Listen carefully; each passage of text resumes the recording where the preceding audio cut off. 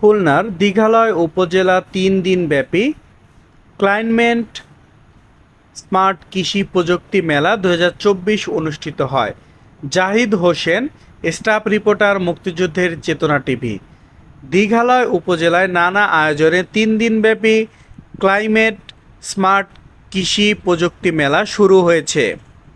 ১১ জুলাই ২০২৪ দীঘালয় সদর উপজেলা পরিষদ গেটে ফিতা কেটে এ মেলার উদ্বোধন করেন জনাব আব্দুস সালাম মুর্শিদি, মাননীয় সংসদ সদস্য ১০২ খুলনা ৪।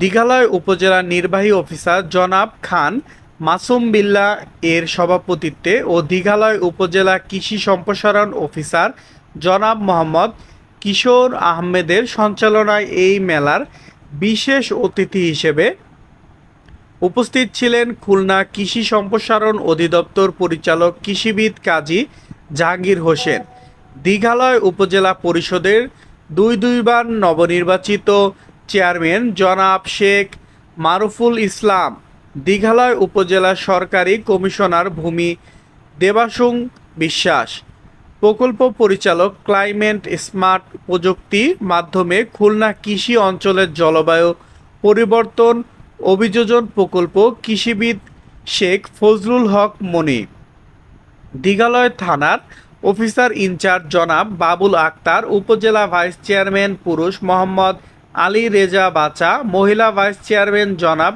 নাসরিন আক্তার হীরা, দীঘালয় ইউনিয়ন পরিষদের চেয়ারম্যান জনাব হায়দার আলী মোরল, সেনাটি ইউনিয়ন পরিষদের চেয়ারম্যান জনাব গাজী জিয়াউর রহমান, গাজীহাট ইউনিয়ন পরিষদের চেয়ারম্যান জনাব মোল্লা মফিজুল ইসলাম ঠান্ডা ক্লাইমেট স্মার্ট কৃষি প্রযুক্তি বিষয়ক প্রধান অতিথি হিসেবে বক্তব্য রাখেন, যাদের জাকির জনক বঙ্গবন্ধু শেখ মুজিবুর রহমানের কন্যা জননেত্রী শেখ হাসিনা কৃষিবান্ধব সরকার কৃষকদের উন্নয়নে যুগ উপযোগী হিসাবে বিভিন্ন প্রকল্প সরকার হাতে নিয়েছে। বর্তমান সরকার কৃষকদের প্রণোদনা হিসেবে সার ও বীজ যথাযথ সময়ে বিতরণ করে যাচ্ছে।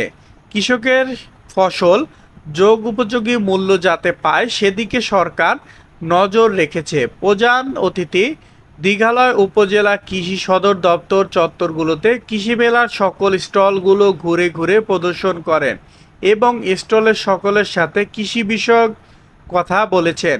কৃষি মেলা পরিদর্শনের সময় অন্যান্য দপ্তরের সকল কর্মকর্তাবৃন্দ উপস্থিত ছিলেন।